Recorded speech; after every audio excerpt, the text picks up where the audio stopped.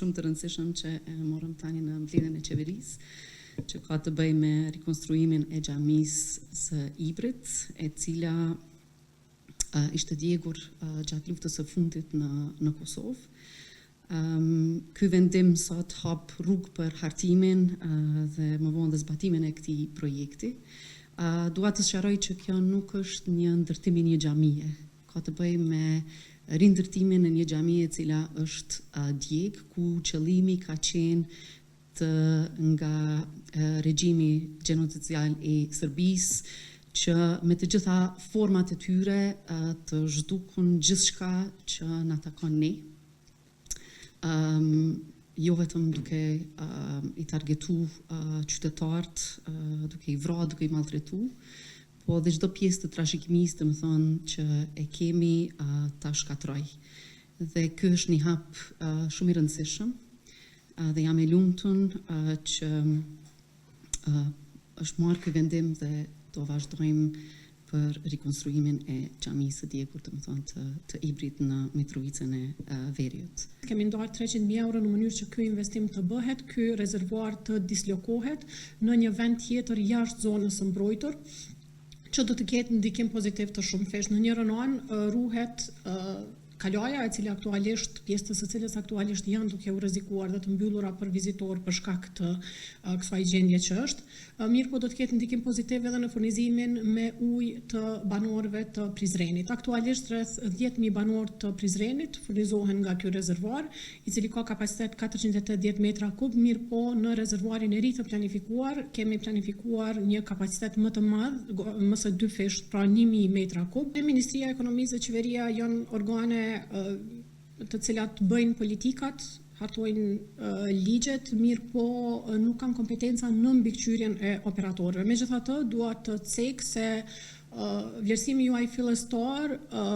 për reduktime në gjithë vendin më duket se është pak i tepruar. Sa i përket çështjeve specifike në komuna specifike, është detyrë e operatorëve që të informojnë qytetarët në rastet kur ka ndërprerje për arsye të ndërprerjes dhe kozgjatjen, ndërsa mbikëqyrës i tregut është zyra e rregullatorit për energji. Unë çfarë mund të them, një informatë që ndoshta nuk e kanë mjaftueshëm qytetarët, është që një prishje e madhe që ka ndodhur në stacionin një nga stacionet kryesore të Ferizajt para rreth 3 muajsh, e di që ka shkaktuar probleme të mëdha atje dhe kosti na ka mbajtur të informuar edhe qytetarët edhe neve që nga fillimi i kësaj prishje kanë bërë maksimumin për të sanuar situatën dhe sipas informatave të fundit që i kam unë nga kost pritet që situata të sanohet me 20 maj. Ndërsa për çështjet të tjera dhe komunat të tjera specifike, këto janë çështje të cilat duhet të drejtohen tek organet kompetente dhe operatorët kompetent. Ky ishte një vendim puro politik, i natit politik, nuk ishte të bënte me përmbajtjen e ligjeve, mirë po duke qenë plotësisht të vetëdijshëm për dëmin që do të shkaktohet për qytetarët e Republikës së Kosovës, për vendin tonë, bloku opozitar vendosën që të bllokojnë mocionet procedurale, megjithëse ne kishim votat për të kaluar ligjet si të tilla. Dhe t'ju them të drejtën, nuk ka pasur asnjë arsye përmbajtësore, pavarësisht çfarë është thënë në kuvenda ditë. Ju e keni parë se deputetët kanë qenë madje të opozitës aq të papërgatitur që as për ligjin e duhur nuk flisnin, citonin komplet ligjin e gabuar, duke thënë gjëra të cilat thjesht nuk janë të sakta pastaj, dhe më vjen shumë keq që rrezikojmë, përveç nëse arrim në ndonjë mënyrë